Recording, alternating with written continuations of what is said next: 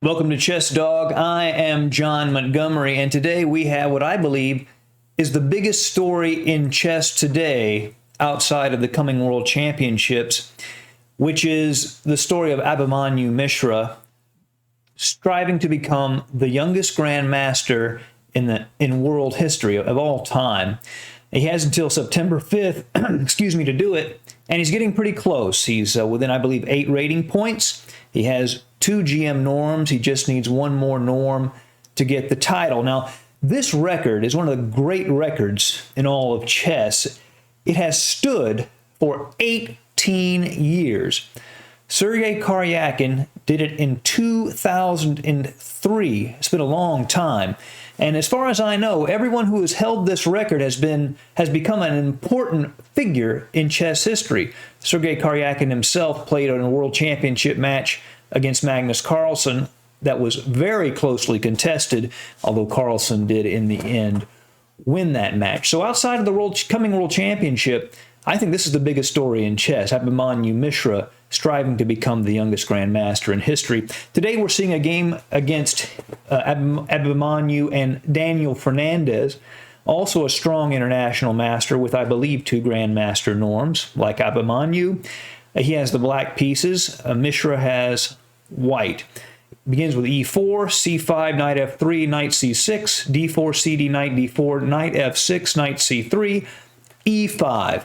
The distinctive move of the Sveshnikov variation, a very strong opening, very aggressive opening by black. He's giving up that key d5 square, but in exchange, he's getting squares in return. He's playing aggressive chess. Knight d to b5, aiming for that d6 square, d6, bishop g5. Now you'll notice in this structure, almost everything seems to revolve around that d5 square. So white would love to trade off that knight on f6 to remove one of the defenders of that square so he can take full advantage. Now black plays a6, kicking that knight at b5 away. Now this is important because if black plays what might look like a normal move, say bishop to e7, relieving the pin on the f6 knight, white would respond with bishop takes knight, bishop takes, or in this case, g-pawn takes the bishop. Then the c-knight hops into d5, and the threats are too numerous for black to effectively deal with. White can hop into c7 and fork the king and the rook. He could take the bishop on e7, and when the queen takes it, he just plays queen takes d6. There are far too many threats. So in this position, black pretty much always plays a6. Knight a3, b5. So that knight has been kicked to the side of the board, and black is even threatening to win material by forking those knights with b4. So white hops into d5, bishop to e7. Then he takes that knight at f6, removes a defender of the d5 square. Bishop takes f6. Now, black would love to do the same thing white has done. He'd love to take his knight and just pop it right into that d4 square. But for the moment, white can prevent that, and he does, by playing c3, controlling that d4 square. Black plays bishop to g5. He has the advantage of the 2 bishops, and he wants to take that dark square bishop and place it on the most active diagonal he can, and g5, c1 is the most active diagonal that bishop can be placed on. White plays knight to c2, rerouting that knight that was stuck on the side of the board, moving it into the center for more active play. Black plays rook to b8. That prepares perhaps a minority attack with those A and B pawns. Also, there are some tactical vulnerabilities with the rook at A8 in the Sveshnikov. If white plays A4, it could end up being pinned behind a pawn. There's some tactics if the queen lands on D5. So B8 is a very natural square for the rook in the Sveshnikov. Bishop E2, castle, castle, bishop to E6. Black wants to contest that D5 square, and he wants to play F5 and get some activity on the king side. White plays queen to d3, controlling d5, indirectly controlling f5, at least a bit, and the queen can potentially move laterally along that 3rd rank. By the way, if you're getting value from this video, please click the like button and subscribe if you have not already. Black continues with f5. White doesn't want to take and allow black to play bishop takes pawn and get a couple of really active bishops. So white plays bishop to f3. But black doesn't want to take on e4 either. White would take on e4 and really control those dark squares, and black would have that little pawn island in the middle of the board that white completely controls all the squares in front of it. So he plays g6. White plays rook f to d1, putting more pressure down the half-open d file. That d6 pawn is vulnerable. The queen is sitting there. Now black plays f4, an interesting decision. At first sight, you say, well, that bishop went to g5 to be on the most effective diagonal, and now black just blocks the diagonal. So now that bishop's just kind of sitting there like a lump. That's true, but that f4 pawn is a really valuable pawn in the attack against a king. Black wants to move the bishop out of the way and pawn storm and attack white's kingside position, and that f4 pawn is sort of the lead pawn that's going to be the key to that attack. White plays knight d to b4. He wants to trade off a couple of minor pieces. The dream scenario for white would be to have a knight on d5 and black be stuck with this dark squared bishop. So that knight could just sit there. It would be unassailable. Very valuable piece. Knight takes b4, knight takes b4. White is attacking the d6 pawn with the rook and the queen. So black defends it laterally with the rook. Knight to d5.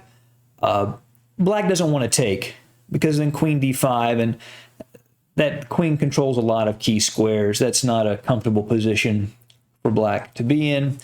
So he moves the rook. Also, this rook fits in with black's strategy of attacking on the king side. Moves the bishop out of the way, moves that rook to g7 to support that g-pawn push and the attack against the king. b4. White's going to play a4, exchange on b5, and there'll be a big pawn weakness on b5. And white wants to capture that b5 pawn and win the endgame with it. Bishop h4, black begins to move pieces out of the way so those pawns can advance on the king side. Queen e2. White understands that the pawn advance, that g4 is the key square. That's the square that both sides want to control. If black can control it, he's going to get through. If white can control it, he can stop black's progress. White will play h3 and wants to really clamp down on the g4 square. King h8. King gets out of any potential checks on the light square diagonal, and also allows the heavy pieces to move over to the g-file. a4, following white's plan, creating that weakness at b5. g5, the pawns begin to march. h3, white continues to control g4. So in this position, black knows that he has to act very quickly. Black cannot waste time here. He can't take time to set up his pieces in a perfect position and only then attack. He's got to go now. So he plays g4 immediately, preparing to sacrifice a pawn in order to open the g-file. White plays hg4. What black would really love white to do is to take with the bishop. Bishop takes, pawn takes, h5, pawn takes, and then rook to g7. And he's got a very, very strong position, pressure down the g-file, the threat of f3. That would be the dream scenario for black. So white takes with the pawn. Rook goes to g7. White continues his plan, creating the weakness on b5 and opening up the a-file for the rook at a1. The rook goes to a6. He doesn't have to take the b5 pawn yet. That weakness isn't going anywhere. He wants to generate pressure on d6. h5 comes, and here it gets really tricky. And I will confess I used some silicon help to navigate some of these variations. It's really, really tough. Abhimanyu played knight f4. Now, the better move is gh5, but that's a really hard move to find. This is computer chess, really. And white would have to defend an attack. He survives it, but he would have to defend for a long time. For example, bishop h3, knight takes, pawn takes rook d6, which both hits the queen at d8 and threatens the rook to h6 check. If black plays queen to g5, rook h6, king g8, queen a2 check. That's a really hard check to see because it's so far away from the king. And after rook to f to f7, rook a8. would win the game. White can only stop the mate by playing queen to d8 and losing the queen. If instead of queen to g5, black would have played bishop g2. Oh, bishop g2, rook g2, and you don't take the rook because of the f3 check. King f1, queen e7, rook h6, king g7, rook a8 to e6, hitting the queen, queen d7. Then you can take the rook, check, take, takes, and then before taking the rook at f3, rook to g6, king to f8, rook to h8 to force that king to the second rank in front of the queen so he can check it and win it. Check, rook f7 takes, takes, rook h7, rook takes queen. And then in this endgame, even though black still has a minor piece, white's 4 pawns should have no problem winning. h6, king e6, h7, bishop f6 to prevent the queening, f4, king f7, and e5. And white is winning this endgame. So Abhimanyu plays knight takes f4. If you're like me, your head is spinning. Black makes a mistake here, and again, the computer helps figure this out. He plays rook takes f4. What he should have done was play bishop to c4. I mean, that's the better move.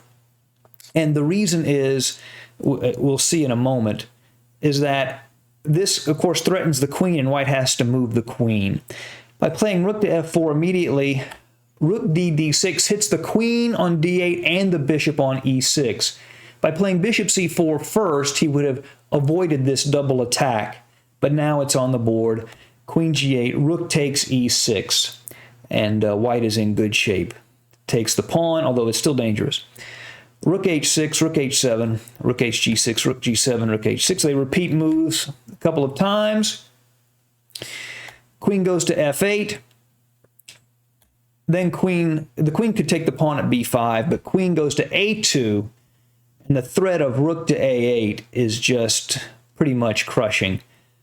Pawn takes bishop, rook to a8, pinning the queen. Black has to interpose the bishop, but then queen d5. And now the bishop is pinned to the queen, and the queen is pinned to the king. Black has one more trick up his sleeve. Rook f to h4, threatening mate at h1. You got to always be aware of those threats. But then queen e5 with check, and black resigned. A really crazy game.